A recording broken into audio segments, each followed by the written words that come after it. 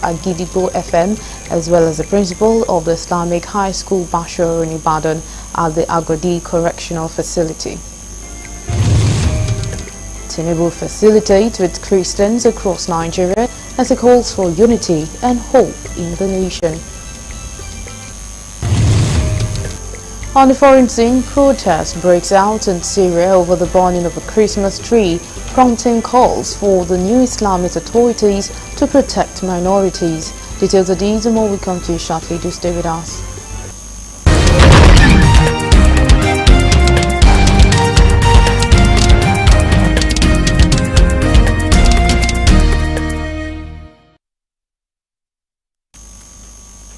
And now the news in full.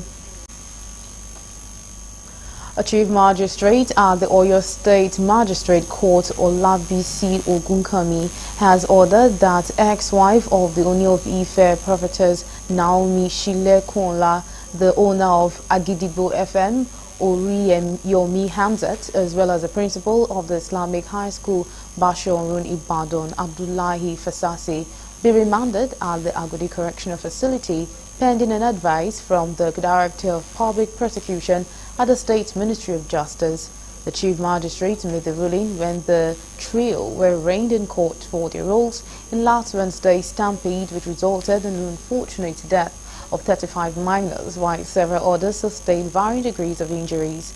The presiding judge at the magistrate level explained that the suspects were standing trial on the 4-count charge bordering on conspiracy, acceleration of death, negligence, act to cause bodily harm, and committing to provide inadequate security and provision of necessary medical facilities in case of an emergency. Supporters of one of the suspects had converged on the court premises, but were deterred by the heavy security presence.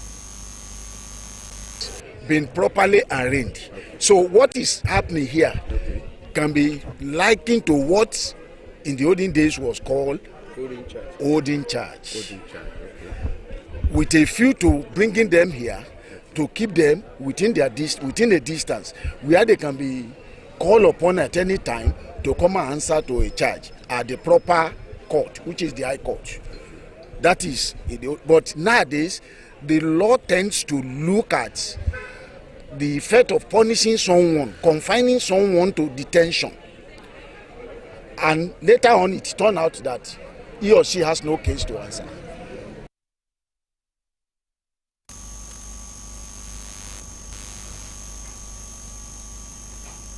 President Bola Tinubu has extended a heartfelt greetings to Christians across Nigeria and worldwide as they celebrate the birth of Jesus Christ as narrated in the Holy Scriptures.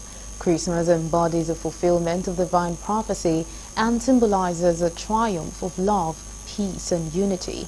According to the president, it is a poignant reminder that light can emerge even in the darkest times, bringing solace and hope. In a statement he personally signed, the president alluded to the recent tragic event in Ibadan, Okija and Abuja, where some citizens lost their lives, saying the incident deeply saddened government and that their thoughts are with those who continue to suffer from this heartbreaking incident. The government prayed that such misfortunes do not revisit Nigerian families and communities and that the lives of the innocent are never again cut short. The president also offered his deepest sympathy to the families enduring pain and loss this year, whether from floods, fire, or accident. Now we have Jide Ojo, who is a political analyst, joining us live from Abuja to speak on the address that the president had yesterday, the media chat he had. Thank you so much for joining us at this time. Compliments of the season. Thanks for having me. Yes, compliments of the season to you as well. So let's go straight. What are your thoughts to the president's message to Nigerians yesterday during the media chat? I think it is in order. The president encouraged us to hold forth and to believe that there is light at the end of the tunnel. He admitted that the situation at hand is very dark and calls for prayers and a lot of hard work. And I think I want to commend him for even deeming it fit to speak to Nigeria on the eve of Christmas. This is unprecedented given the fact that it is his 18th month in power, and he had just had his first media chat. I only encourage that in future, maybe the number of hours should be increased to 2, and then there should be live phone-in program so that you could feel the pulse of ordinary citizens, and that the program should also be heard live, not recorded and edited. At the mercy of the tumultuous economy, and yet the president said he doesn't believe in price control. What do you think could be done to better salvage the economy? Well, I also don't believe in price control, because if you enforce price control in Nigeria, you are going to open the pathway to hoarding.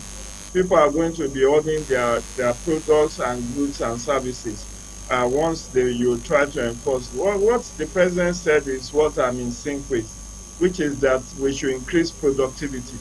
If you say you want to control the price of foods or rent or whatever, it's a function of demand and supply. So if the supply is lower than the demand, price will rise. It's simple basic economics. If supply is, however, much more than the demand, price will come down. Today, people are buying a fowl for 25,000, 30,000. It's because there is a demand for it. If everybody shuns the purchase of fowl for Christmas, those who are selling are going to bring down the price to an affordable level. So what we need to do, basically responding to your question, is to increase productivity. And that is the pathway to victory, pathway to future greatness for Nigeria, because we can't continue to depend on food imports or, on the very limited number of accommodation or houses, and then you want to enforce price control. If you go to the market, for instance, you want to go and price the building materials, you'll be shocked how people still manage to build houses, whether for rent or for family use. And so you cannot build with millions of naira and then a government will come and tell you, oh, you should not charge more than 400,000 naira for a 2-bedroom flat. It doesn't happen that way. So what we need to do basically is to improve productivity, improve supply, and then price will come down. It's already happening in the oil and gas sector. Look at it. When it was Dangote refinery alone supplying Nigeria PMS, it went above 1,000 naira. But because there is now competition, there's Dangote refinery, there is now Port Harcourt refinery, there is already a price war which has brought the price down from 1,050, 1,060 naira per liter of PMS to now around 35 naira at yesterday. So that is just the way to go. Increase productivity and things will improve.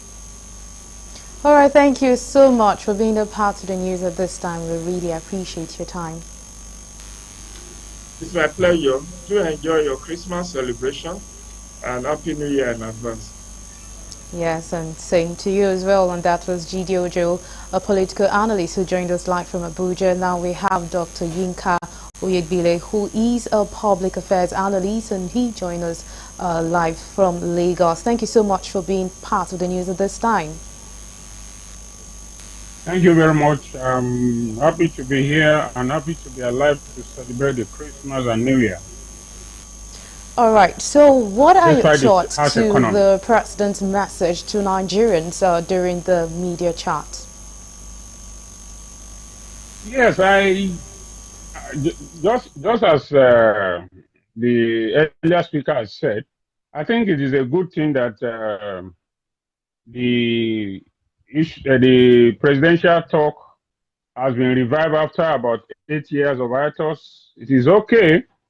And as he said also, I hope that next time or subsequently, there will be less people on the panel because yesterday we had 7 people on a panel of 1-hour interview. I think that was too large, and a senior journalist for that matter. It didn't give room for follow-up questions and for them to be able to examine the president very well. And subsequently also, I think it will be good if we have a phone-in program where the president will allow ordinary Nigerians to call in and hear their view about his administration. And coming back to the brass tack of his of the interview itself, the president, in all honesty, didn't say anything new than what he or his spokesman have said, e.g. the issue of fuel subsidy.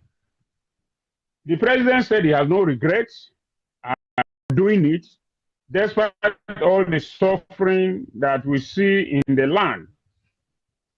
The question I would like the president to answer is, yes, you have no regrets suspending or taking away the fuel subsidy.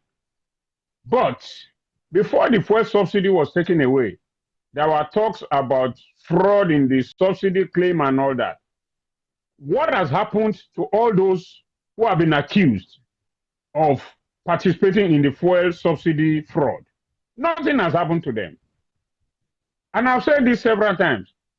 So now you decide to punish 200 million other Nigerians for the sin of very few people who are identifiable. The president, the government can identify these people.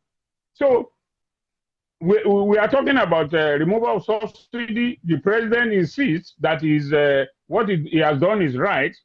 So he said he doesn't want to subsidize the country to sacrifice Nigerians today for tomorrow. We've had that before. Some 30 years ago, former military president Ibrahim Babangida said they are sacrificing their today for our tomorrow. But we are here where we are today. Has anything been better than when Babangida left power? No. The issue is people who are involved in this fraud have never been brought to book. And that is the reason why most of us are against this issue of the withdrawal of the so-called subsidy. So the president needs to connect with the people. I'm not sure the president is connecting very well with these people. The president only listens to his advisors and from his own point of view that, okay, what I've done is right and there's nothing anybody can do. Well, the president might be right, but he needs to convince us because as far as I'm concerned, there's nothing the president has said about the fuel subsidy that has not been said by past leaders.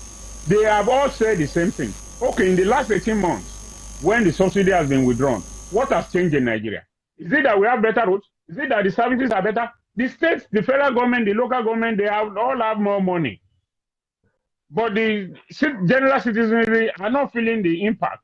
So what has changed? Nothing has changed. More fund for the government and more suffering for the masses. This is not what we voted for. This is not what Nigerians expected. So, I mean, the president needs to take a look at this issue once again. All right, so just as you've said, the president still insists that the fuel subsidy removal is a good decision, yet a lot of Nigerians aren't seeing it that way. What, in your opinion, is the bone of contention in this matter? Yeah, the bone of contention, as far as I can see here, is that the president is only seeing this issue from his own perspective. The perspective of those who are responsible for this this situation has not been looked into. And apart from that, there's nothing wrong in government taking a decision. But when you take a decision and you look at the people on whose decision, on whose behalf you said you have taken this decision, you see the level of suffering. I mean, look at 35 people died in Ibadan. 2-3 days later, it happened in Abuja, it happened in Okija. It has never happened like that in Nigeria. So what exactly has happened? Why are people this hungry? Why are people this desperate? Why should a parent push out his child to go and queue endlessly for just 5,000 naira? So these are issues that the president and his advisors need to look into. The president, in his interview yesterday, said that people are unruly, they are this and that. Yes, I agree. People are unruly in it, but a hungry man does not think. A hungry man is not a reasonable man. A hungry person is not a person that will think about, oh, if I go there, I might die. No. The first thing in the mind of an hungry person is how to satiate that hunger. So all those who died, rather than blame them that on all that, we have to empathize with them and look at ourselves that what is it that has happened? Why is it so? Yes, those who organized it might have been guilty of all that, but we also need to think, will somebody who is gainfully employed, who has food to eat, will he leave his job to go and queue for 5,000 naira and a small portion of rice? No. I mean, so these are issues we need to look at. Why are we this way? What has happened? Why is Nigeria this way? Nigerians used to be very proud people. Nigerians are people, we know people that in Nigeria, there are people who will never beg. But you see, the way we are now, you see some very, very reasonable people that you think will never beg. We approach you in traffic, we approach you on the road and say, oh God, please give me something I never saw. And you look at it and say, oh, has Nigeria fallen this low? Prices of things have gone haywire. Why is it? It is because of the fuel subsidy. And the president must think about that. It is, look, if you promise that things will get better, we have had that before. We have had it before. Obasanjo said it. Yar'Adua said it. Every president, military or civil that has ruled this Nigeria have said it. But have things gotten better? No, things are not getting better. So the president needs to look behind himself and think how to make things better for Nigeria. The Nigerians didn't vote for him for this. All right, thank you so much, Nigerians Dr. Nika. Thank you for your time. We really appreciate it. Thank you very much. Enjoy your Christmas and New Year. Right, and you too. Thank you so much. And that was Yinka Oyegbile, a public affairs analyst who joined us live from Lagos. Now to carry the rest of the stories. The Commissioner of Police for the Federal Capital Territory, CP Olatunji Disu, has announced the deployment of 3,180 officers across the territory to ensure the safety and security of residents during the 2024 Christmas celebration. This initiative aims to enhance visibility at places of worship, event centers and public spaces while addressing potential security concerns in identified black spot uncompleted buildings and shanties. The command in a statement made available to our correspondents said the key strategies include the deployment of police rapid response squads and tactical teams, conducting stop and search operations and implementing both vehicular and foot patrols. It added that the FCT police will also collaborate with sister security agencies to strengthen public safety throughout the festive season. Additionally, police explosive ordnance disposal team will conduct security sweeps of essential government and public infrastructures. CPDC emphasized the importance of cooperation between the police, religious leaders and owners of recreational facilities to ensure a secure environment. And I'll move over to the foreign desk for more news.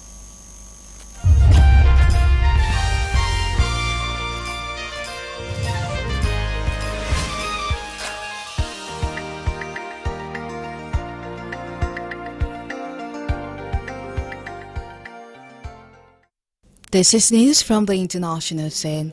Protests have broken out in Syria over the burning of a Christmas tree, prompting calls for the new Islamist authorities to protect minorities.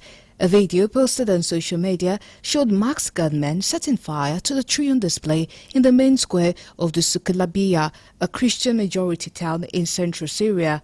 Ayat Tahrir al-Sham, the main Islamist faction which led the uprising that toppled President Bashar al-Assad, said foreign fighters have been detained over the incident.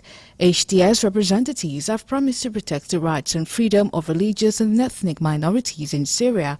Thousands of demonstrators took to the street across the country through Damascus and Suqalabiya in Amar province. On Tuesday, more protesters took to the street over the arson attack. Some in the Qaza neighborhood of Damascus chanted against foreign fighters in Syria. Syria is free, non-Syrians should leave, they said, in reference to the foreign fighters HTS said were behind the attack. In the Bab Tuma neighborhood of Damascus, protesters carried a cross and Syrian flag, shouting, "We will sacrifice our souls for our cross." Syria is home to many ethnic and religious groups, including Kurds, Armenians, Assyrians, Christians, Druze, Alawite, Shia, and Arab Sunnis, the last of whom make up a majority of the Muslim population. Just over 2 weeks ago, Bashar al-Assad's presidency fell to rebel forces, ending the Assad family's more than 50-year rule.